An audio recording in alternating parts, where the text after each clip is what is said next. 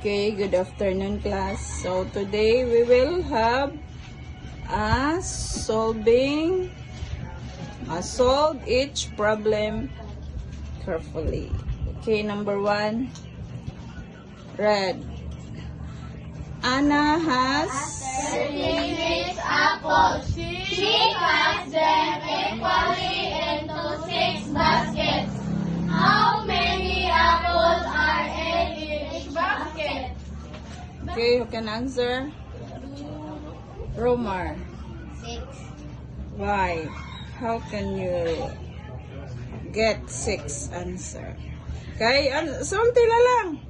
Because you will 36 times 36 equals 6 times 6 equals 36. So 6 divided by 36 equals to 6. We divide 36 divided by 6. Kay 36 apples. Unya, ang question kay how many kuno apples in each basket. Unya, 6 ra ka basket. So 36 divided by 36, 6 equals 6. Okay, who can get the correct answer? 6. Only Romar and Mercy. Okay, next. Red. A school book has 25 notebooks. If each notebook costs 18, how much did the school spend in total?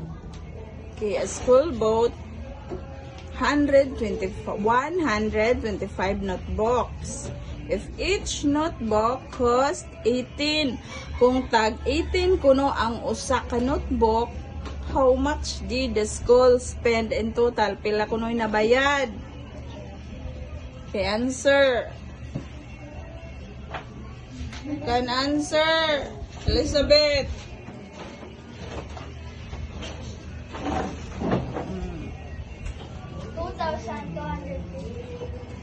2,000. How can you get the answer?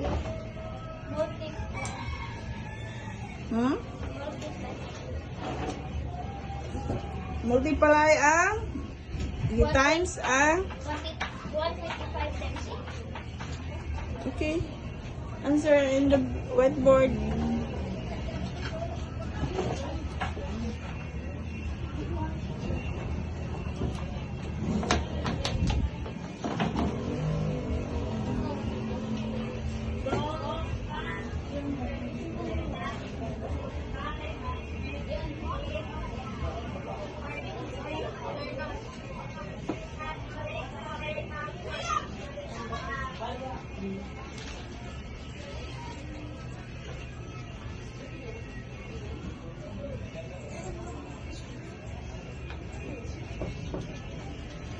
Okay, check.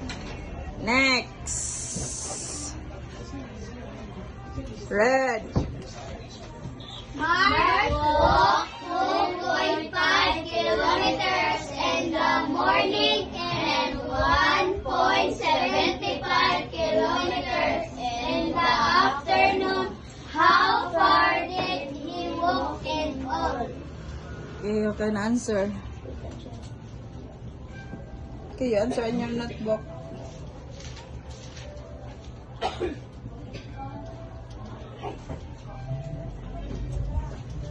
Elizabeth again. Another hand.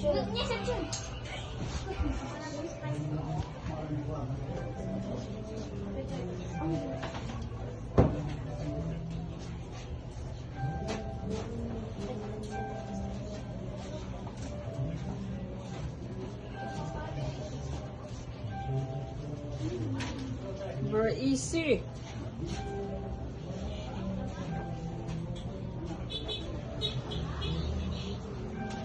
Mark walked 2.5 kilometer in the morning and 1.75 kilometer in the afternoon. How far did he walk in all?